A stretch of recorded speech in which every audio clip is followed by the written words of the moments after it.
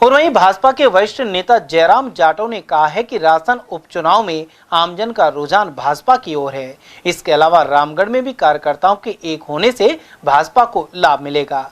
उन्होंने कहा कि प्रदेश में कानून व्यवस्था सुधरी है और भ्रष्टाचार रुका है। इसके अलावा पूरी राजस्थान में नहर के माध्यम से सरकार पानी लाने का प्रयास कर रही है। दूसरी ओर कांग्रेस आरक्षण को खत्म करने का भ्रम फैला रही है। राजस्थान में 7 विधानसभा क्षेत्रों पर चुनाव हो रहे हैं, उपचुनाव हैं। भारतीय जनता पार्टी सभी 7 सीटों पर चुनाव लड़ रही है। डबल इंजन की सरकार है। कितनी सीट ले पाएगी भाजपा राजस्थान में? राजस्थान में जो 7 विधानसभा को चुनाव है, इनमें केवल एक सीट के ऊपर सनमल को उस पर सीट पे भाजपा का कब्जा था। बाकी 6 के 6 कांग्रेस के विधायक थे। अब 7 का जो चुनाव है विधानसभा को, 7 विधानसभा, उसमें मेरा मानना ये है कि लगभग 4 या 5 सीटें भाजपा जीतेगी और बाकी पे 2 या 3 पे कांग्रेस जीतेगी। मेरा खुद का एनालिसिस है, मैं राजनीतिक अनुभव का आधार बता रहा हूँ। और आज मैं रामगढ़ की मीटिंग में था, मुख्यमंत्री जी भजनलाल जी शर्मा आए थे, प्रदेश अध्यक्ष मदन राठौड़ जी थे, केंद्रीय मंत्री भूपेंद्र जी थे, काफ़ी सब जिले के जो वर्तमान के विधायक, पूर्व विधायक, संगठन के लोग काफ़ी थे। और जनता के बीच में हम गए तो जनता का में उत्साह भाजपा के प्रति था और सुखमंत के पक्ष में ज़्यादा इसलिए उत्साह बढ़ गया क्योंकि जो जय आहूजा टिकट मांग रहा था उसको नहीं मिला और उसने कुछ गतिरोध पैदा करने के लिए या अपनी चुनाव लड़ने की रणनीति तय की, कार्यकर्ताओं को इकट्ठा किया। लेकिन कार्यकर्ताओं का मन ये बना कि भाई अब चुनाव लड़ने से आपको लाभ नहीं है। और जैसे चाहे प्रदेश के नेताओं ने मनाया जय आहूजा को या भाजपा के जो रामगढ़ के विधानसभा के जो कार्यकर्ता थे, पदाधिकारी थे, उन्हें सुझाव दिया होगा, अच्छे लोगों ने सुझाव यही दिया होगा कि अब आपको चुनाव नहीं लड़ना चाहिए, भारतीय जनता पार्टी की मदद करनी चाहिए। उससे डबल उत्साह कार्यकर्ताओं में भाजपा में हुआ है। इसलिए भाजपा की सीट तो रामगढ़ जीतेगी।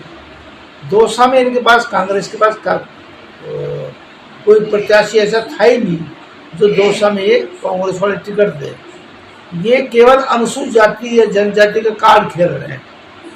वहाँ देते मुरारी की घरवाली को टिकट तो पता चलता उनको, वहाँ एक SC के आदमी को, शेड्यूल कास्ट के बैरबा को टिकट दिया। इसलिए कांग्रेस तो अपने कर्मों से हारेगी। तो रामगढ़ में जैसा आप बता रहे कि जय आहूजा के चुनाव नहीं लड़ने से भाजपा को फायदा है, तो क्या भाजपा जय आहूजा के चुनाव नहीं लड़ने से जीत पाएगी?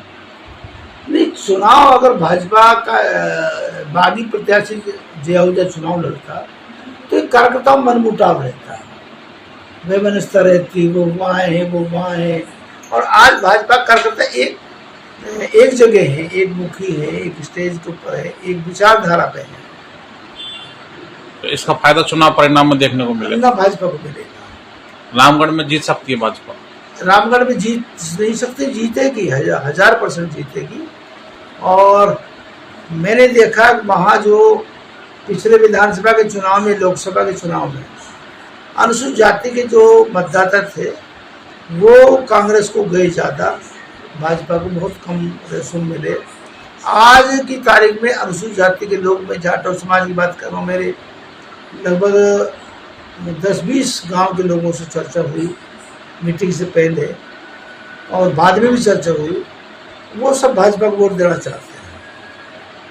क्योंकि कांग्रेस ने जो संविधान ये प्रचार कर रखा था, दूषित प्रचार, अनुसूचित जाति के वोट लेने के लिए, जनजाति के वोट लेने के लिए कि भारतीय जनता पार्टी संविधान को बदलेगी, भारतीय जनता पार्टी अनुसूचित जाति जनजाति की जो आरक्षण संविधान व्यवस्थाएं दी गई है बाबा साहब के द्वारा, उसको बदलेंगे या हटा देंगे या खत्म कर देंगे।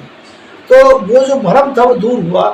क्योंकि कांग्रेस के जो नेता हैं राहुल गांधी जी, उसने अमेरिका में जो स्टेटमेंट दिया ना, उनको खिलाफ ही हुआ कि हम जब पावर में कभी आएंगे तो समानता ला करके, एक समान करके लोगों कब करेगा समान, कैसे होंगे समान, और हम आरक्षण को समाप्त कर देंगे। ये बात राहुल गांधी ने खुद ने अपने मुंह से कहा है। तो ये जो अनुसूचित जाति को जो बरगलाने की बात थी, वो कांग्रेस के ने जो बरगलाते थे, अभी बरगलाते हैं।